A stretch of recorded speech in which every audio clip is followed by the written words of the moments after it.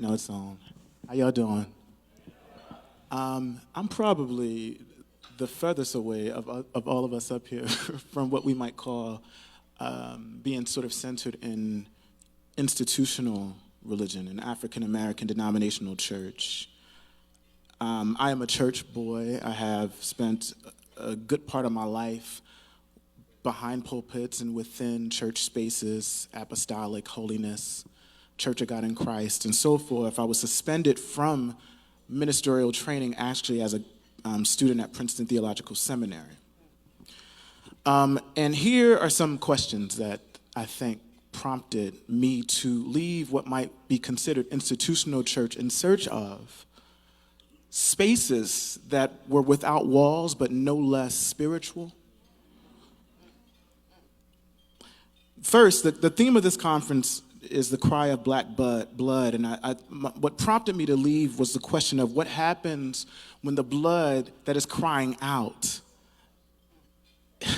is spilling because we, the church people, have had knives in our hands, theologies in our hands that have caused the blood to spill. So if we are here saying that we need to acknowledge and adhere to, listen to the cry of the blood, whose blood has been spilled and why? Which made me think then about, and Robin Kelley is a historian who writes about freedom dreams and a black radical imagination. And it's an interesting way to think about what it means to sort of succumb to an idea and a vision of a world that is more free, more liberatory than the one that we have. But here's the thing about freedom dreams, which is what I believe the church is called to help people to sort of foster. What happens when your freedom dreams become somebody else's nightmare? For as much as we theorize, commit a hermeneutical lens to even Dr. King's dream, I often wonder, was Bayard Rustin imagined as free in King's dream? Did King envision sex workers having access to liberty and safety in his freedom dreams? Did King imagine an ending to patriarchy and sexism and misogyny in his freedom dreams? But yet, it's a dream we lift up and espouse as that which we ought to sort of have as a guide for freedom. Some people's freedom dreams can be some people's nightmares. Some people's freedom dreams can be some people's nightmares. Some people's churches can be some people's nightmares. These freedom dreams can be cages. Which leads me to my final point, and I want to give a shout out to my brother, Reverend Starsky Wilson, and Patrice Cullors, who was one of the organizers of the Black Lives Matter Global Network, who first alluded to the notion of an abolitionist theology. I left the church because as much as we talked about freedom dreams and visions and sort of prophecies of justice, our theologies were empty. And abolitionism, in the sense of what I want to define, Ruthie Wilson Gilmore is a geographer, a black abolitionist, who defines abolition not as a destroying of the thing that exists, the monsters that exist. It's a vision that sees what needs to go in the place of the thing that needs to be destroyed. Did y'all get that? So an abolitionist theology it asks of us to attend to the tools that we're using to theologize and to think about how those tools come into being, to know that you can't use the master's tools to, dismantle the master's house. So I left because our churches didn't get that part. We were out here on the streets organizing, having to make church when churches were still inside, preaching a heavenly word and ignoring our earthly conditions. Abolitionist theology. An abolitionist theology that says, I'm not going to use a white supremacist, capitalist, patriarchal lens to uphold freedom when I know it's the very thing that's damaging and killing the souls of our people. Abolitionist theology. I got abolitionist theology on the streets. Not in the church house, where they were using money next to projects to build up pastors' coffers and never doing anything in my communities. So here's my thing I'll end with. If the work is happening outside of the buildings that we're in, it means the spirit is moving out there. And that's where I'm going to be.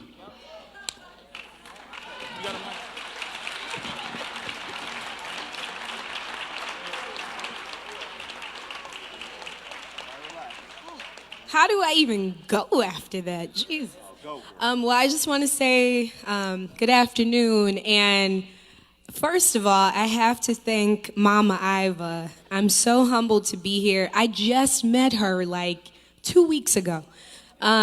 She came out to the University of New Mexico. We invited her for our Africana Studies kickoff Black History brunch, where she was our keynote speaker. We took her to dinner. I got a chance to know her, and 2 weeks later, I get a phone call like, "Hey, I want you to be on this panel." And I was like, "What? Okay." Like, you're not going to tell Mama Iva no. So I was just like, okay, then I'm going to do it. So this is my very first time doing something like this. I just want to shout that out.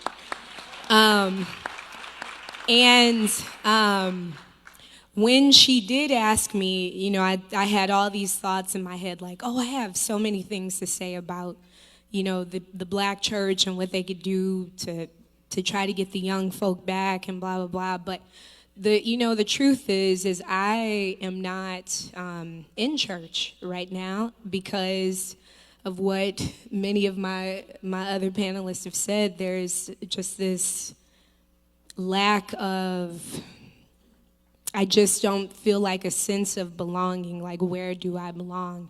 And as a queer black woman who was raised in a Mennonite church, right, look all y'all like a black girl in the Mennonite church? Is this a thing? It happens, because I'm here. I was raised in a Mennonite church, and it was extremely rooted in white supremacy.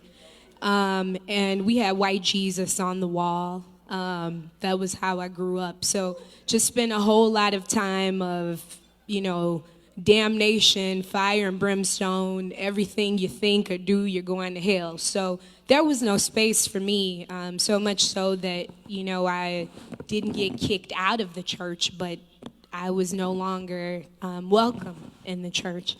And so I wasn't in church for many years, and then I found a little space in St. Louis at the United Methodist Church at the Connection. I went there for a few years. And I felt a sense of belonging. I felt a sense of belonging as a woman, as a person of LGBTQ, but not as a black woman, because this was still a space that was a Eurocentric, like that type of theology. So I'm on the praise team, I'm doing women's Bible study, I'm doing outreach, but nobody looks like me. And so fast forward, I've been in New Mexico for the last 3 years studying, and I'm studying Africana Studies. My minor is religious studies, and I'm looking for a good seminary school for graduate school. I graduate next year, so I will be speaking to many of you to see which ones are the best ones to go to. But look, everybody now shouting it out. I should have never said it. She looking for full scholarships too. Right. Somebody got some money for her. Y'all don't step to her without a full scholarship. We'll send out the offering plate later. Just put that in there. But so I've been in New Mexico for 3 years, and I still have yet to find a space for me. I've gone to several black churches, but they are still with the old theology of, you can't be gay and serving God, or you can be gay, but you need to keep that on the low. Somebody even just told me recently, she was like, well, baby, I understand, and you can have those thoughts, just don't act on them. And just don't, don't do it. I'll pray with you about it. And I'm like, so I'm supposed to be able to give all of my spirit and have all of my relationship with God and not be authentically who I am. I don't want to take up a lot of the space, but I just want to bring up, I was in the LGBTQ panel this morning, for Room at the Table, the first panel. I went to two, but the first one, Reverend Frazier made a big note to bring mental health to the forefront. And that's a big deal in our community. We need that so much in the Black church. You know, like we are, like the doctor said yesterday, we have all these years to undo of all the church hurt, the oppression, the racism, just all of that, and just trying to find a space that just allows you to be who you are and to be free. And I think, like he was saying, young people need to see love and Christ outside of the walls. You can't continue to think that, okay, God is just right here in these four walls. These young people don't want that. They don't want your robes. They don't want your pulpit. They don't want your choir. They don't want, you telling them what to do. They want to see what you're doing. I'm from St. Louis, Missouri. I was a part of Black Lives Matter. Reverend Tracy Blackman, I saw doing the work. The topic tonight is beautiful are the feet. Beautiful are the feet of the reverends and pastors and bishops who are actually out doing the work and not just driving around in their nice car. So beautiful are the feet of the people who are out with the young people, organizing with them, with the pants sagging down, tattoos, piercings, whatever, but who are still on fire for God and who wants to make a change. Those are your people. Those are your church, not your members that are sitting in the pulpits, in the congregation. The church is outside. We are the church. Be the feet. Don't just talk. The young people can't hear you if you're just talking. They need to see you doing. I'm done.